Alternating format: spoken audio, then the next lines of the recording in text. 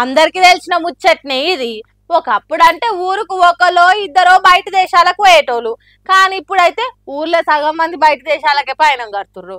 ఇక చదువులని డ్యూటీలని సగం మంది ఆడనే బతుకుతుంటే ఇంకొంతమంది టూర్లకని పోతుర్రు.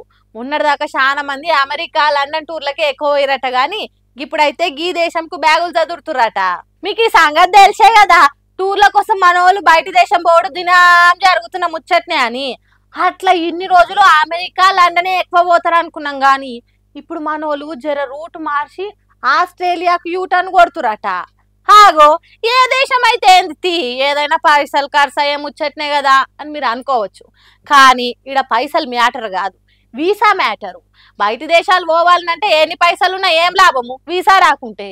ఇంకా ఇప్పుడు అమెరికా లండన్ దేశాలు ఈ వీసా ప్రాసెస్ ను ఇంకెంత టఫ్ చేస్తారు, గారులు ఈ రూల్ అని. కానీ ఆస్ట్రేలియా గట్ల కాదు, వీసా ప్రక్రియ మొత్తం ఆన్లైన్ లోనే పెడుతుర్రు. ఇక పాస్పోర్ట్ ను మనిషే పోయి ఇవ్వాల్సిన పని లేకుండా, బయోమెట్రిక్స్ ఇంటర్వ్యూ లేకుండానే వీసా ఇచ్చేస్తుంది.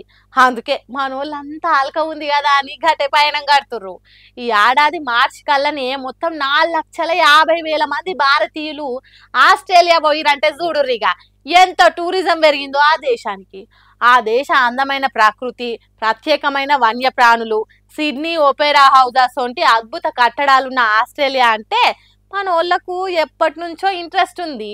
అందులో ఇంక వీసా ప్రాసెస్ ఈజీ అయ్యేసరికి అట్లా పోయి ఎంజాయ్ చేసి వస్తుర్రు.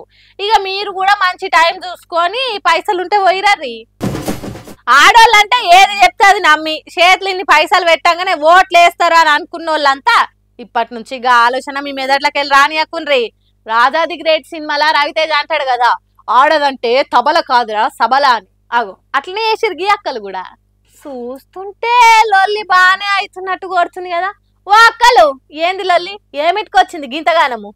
హే మీరు ఆగురి, నేను మాట్లాడతాను. గీ అక్క పోయింది, ఇందాం ఆగురి.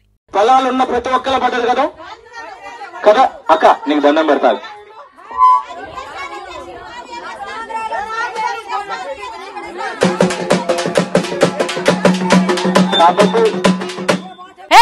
ఇట్లా ఒక్కరు మాట్లాడి తొడవదని అందరు ఆడుచుకుంటారుగా.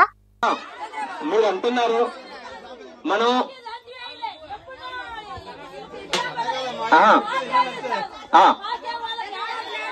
అమ్మా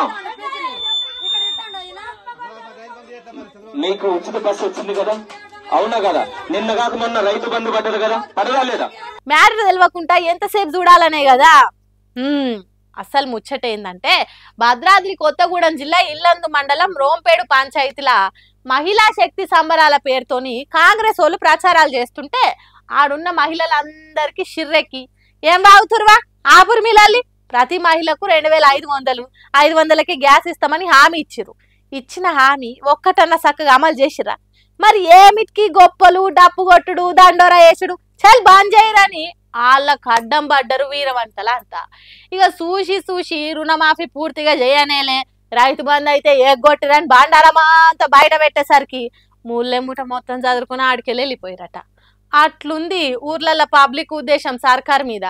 ఇక అవి ఎన్నడొస్తాయో ఏమో గాని మళ్ళీ పారి ప్రచారాలు చేస్తే సర్కార్ మీద కోపం అంతా ప్రచారాలు చేసేటోళ్ళ మీద తీసి నెత్తిలు వలగొట్టేది ఒలిస్తట్టురు కదా.